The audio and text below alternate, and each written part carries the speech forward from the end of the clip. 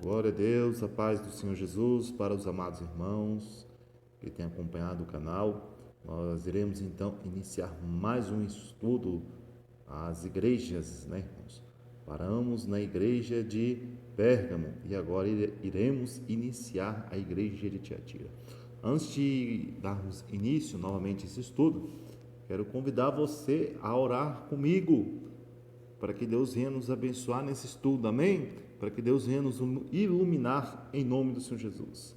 Meu Deus e Pai, em nome de Jesus, abençoa cada um de nós neste momento. Senhor, que a Tua glória, a Tua graça venha ser derramada sobre nós. É o que nós te pedimos neste momento, que as bênçãos do céu sejam sobre nós, em nome do Senhor Jesus. Amados, agora vamos para a igreja, a próxima igreja de Apocalipse, capítulo 2, versículo 18, pelo qual a Bíblia nos diz assim: e ao anjo da igreja em Tiatira escreve: isto diz o Filho de Deus, que tem olhos como chamas de fogo e os pés semelhante ao latão reluzente. Devemos entender, irmãos, que os olhos como chamas de fogo é porque ele penetra todas as coisas. Jesus, ele consegue ver. O fogo, ele é o único elemento, irmãos, que consegue penetrar tudo. Então Jesus, ele vê o homem tanto por fora como por dentro. Ele consegue penetrar o coração do homem. E os pés semelhante ao latão reluzente. O latão, quando você põe na fornalha e tira, ele fica reluzente, irmãos. É porque é fogo também, né? A Bíblia diz que pelas pisaduras de Jesus nós somos sarados. Então, o latão reluzente, tudo que vai ao fogo é porque é provado, né, irmãos? O ouro, ele vai ao fogo e ele é provado, ele fica reluzente, né? Então, o latão também, para saber se o material ele se acaba ou não, você prova no fogo. É o caso da palha, né? Se você provar, colocar a palha, a madeira no fogo, elas vão se queimar e vão se acabar. Agora, o latão, o cobre, o ouro, eles não se acabam, né, irmãos? Por quê? Porque eles são eternos, né? Então, os pés, as pisaduras de Jesus é que nos sara. Amém? Glória a Deus. Versículo 19: eu conheço as tuas obras e o teu amor, e o teu serviço, e a tua fé e a tua paciência, e que as tuas últimas obras são más do que as primeiras, mas algumas poucas coisas tenho contra ti, que deixas Jezabel, mulher que se diz profetiza, ensinar e enganar os meus servos para que forniquem e comam dos sacrifícios da idolatria. Irmão, devemos entender que Jezabel já tinha morrido nesse tempo. Aqui está falando o espírito de Jezabel que estava operando na igreja de Tiatira. E hoje nós não vemos algo diferente, né, irmãos? Em muitas igrejas, o espírito de Jezabel está no meio de muitas igrejas hoje. O que Jezabel fazia? Jezabel, ela incentivava o povo de Israel a idolatrar Baal, né? E Jezabel incentivava também o povo a fornicar. Então, hoje nós vemos aqui muitas igrejas hoje que têm permitido o pecado subir nos púlpitos, têm permitido, né, o pecado da idolatria, né, irmãos? Mas que idolatria? Existe hoje, amados irmãos, vários tipos de idolatria. Uma das idolatrias que nós conhecemos hoje nas igrejas desses últimos dias é a idolatria, primeira adoração a Mamon, né, irmãos? Pessoas correndo atrás de bênçãos material e esquece de santificar, ter uma vida de arrependimento, santidade, uma vida de sinceridade com Deus, uma vida de olhar para o próximo, se compadecer. Então, Deus, ele está procurando, né, irmãos, verdadeiros adoradores que adorem em espírito de verdade. E no verso 21 diz assim: e dei-lhe tempo para que se arrependesse da fornicação e não se arrependeu, né? Então, nós vemos aqui que a igreja era uma igreja fornicária. Mas a pergunta é nessa noite: como assim na igreja fornicária? Será se os membros tinham relações sexuais? Porque a palavra fornicação é isso, né, irmãos? É ter relação sexual antes do casamento. Mas, bem, irmãos, para que nós venhamos entender, quando fala aqui, né, de fornicação também, nós vemos que a pessoa se fornicava, ela se adulterava, prostituía espiritualmente. Então Deus ele chama o povo de Israel naquele Antigo Testamento para que deixassem de ter relações com outros deuses, né, irmãos? E também acredito que a igreja de Tiatira também, irmãos, ele tinha fornicação, né? E, além da fornicação, né, irmão, eles provavelmente, né, guardavam, né, a doutrina dos nicolaítas, mais de um casamento, né, irmãos, mais de uma mulher. Então tinha-se muito isto, né, irmãos? Quando nós entramos na igreja de Corinto, nós vamos ler lá um rapaz que abusava da mulher de seu pai. O apóstolo Paulo falou: por que não expulsai o tal de entre vós? Né? Amém, irmãos? Então vamos continuando aqui. Verso 22 diz assim: eu escoporei numa cama, e sobre os que adulteram com ela virá grande tribulação, se não se arrependerem das suas obras. Ora, irmãos, 1 Coríntios 1:11, nós vemos que Deus, ele realmente, ele castiga, né, irmãos? Ele permite mesmo ali, né, a pessoa que serve a ele de qualquer maneira vir a padecer, né? Porque a Bíblia diz lá em 1 Coríntios 11, né, irmãos, que analise o homem a si mesmo, coma e beba deste pão, pois aquele que come e bebe dignamente, come e bebe para a sua própria condenação. Por isso há muitos fracos, doentes, né, e até mesmo que dormem entre vós. Porque se o homem julgasse a si mesmo, não seria julgado por ninguém, né? Então, se nós julgássemos a nós mesmos, não seríamos julgados. Então, nós devemos olhar para dentro de nós, irmãos, e fazer uma análise. Será que estamos agradando realmente a Deus? Né, irmãos? Então, é isso que a Bíblia fala, irmãos, que o homem ele tem que se espelhar, olhar a Bíblia como se fosse um espelho e falar: Senhor, será que eu estou na tua vontade? Né? Olhar para dentro da Bíblia, irmãos, e buscar uma diferença, buscar uma transformação através da palavra, né? É como diz lá: e com o rosto descoberto, refletindo a glória do Senhor, somos transformados de glória em glória, como pelo mesmo Espírito do Senhor. Glória a Deus. E ferirei de morte a seus filhos, e todas as igrejas saberão que eu sou aquele que sonda os rins e coração, e darei a cada um de vós segundo as vossas obras. Então Deus, ele também promete, né, irmãos, vingança, promete, né, e castigar esta igreja, né, irmãos? E nós vemos que muitas igrejas hoje têm padecido por causa, né, da falta de obediência à palavra de Deus. Mas eu vos digo a vós, aos restantes que estão em Tiatira, a todos quantos não têm esta doutrina, e não conhecerem, como dizem, as profundezas de Satanás, que outra carga vos não porei. Amados, devemos entender que o pecado, um abismo, chama outro abismo, como a palavra de Deus nos diz. Então, um pecado, ele chama outro, né? É como um pecado da pornografia, né? A pessoa ela começa a assistir, aí vai tendo curiosidade de ver outra coisa, outra, então ela vai se aprofundando no pecado, tá vendo? Então a pessoa, quando ela se aprofunda no pecado, ela está nas profundezas de Satanás, né? Mas nós vemos aqui um grupo, pequeno grupo, que não se contaminou com as coisas deste mundo, com as coisas, com os pecados, com os banquetes de Satanás. Mas o que tendes, retende-o até que eu venha. E ao que vencer e guardar até o fim as minhas obras, eu lhe darei poder sobre as nações. Como está em Apocalipse 20, no dia que o Senhor vir do céu com seu exército, né, e com um cavalo branco, e ele irá destruir o iníquo com o sopro da sua boca. Então nós vemos aqui que Jesus vai vir, sim, julgar as nações gentílicas, irmãos. Lembrando, né, nós devemos entender que muita gente entende que isso aqui vai ser no tempo do milênio, que alguns vão ter poder. Não, isso aqui está falando no tempo dos fins. Se você for entender melhor, no verso 27 diz assim: com vara de ferro as regerá. Vara de ferro é castigo, né, irmão? E serão quebradas como um vaso do oleiro, como também recebi de meu Pai, tá vendo? E dar-lhe-eis a estrela da manhã, né, irmão? Essa estrela da manhã, para quem não conhece, é o próprio Senhor Jesus, né, irmãos? Ele é a nossa estrela da manhã, que a Bíblia nos fala. Quando nós vamos lá, Apocalipse 22:16, nós vamos ver que Jesus, ele é a estrela da manhã.